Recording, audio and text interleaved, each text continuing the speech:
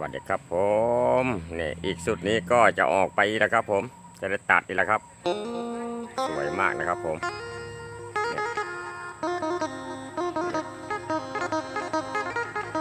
นี่ครับผมสวยนะครับก็ได้ตัดแล้วครับผมอีกไม่กี่วันนี้นะครับผมอีก10 วันนะครับผมตัวเนี้ยอีก10 วันก็ได้ตัดนะครับ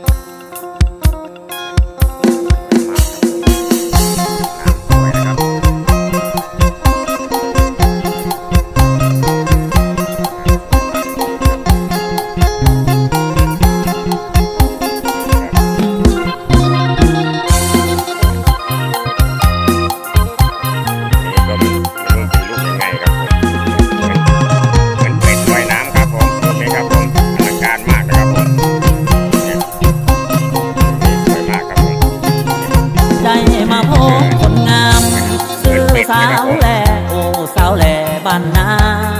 ตาหวานได้พบน้องคืนนั้นทุกซ้ำ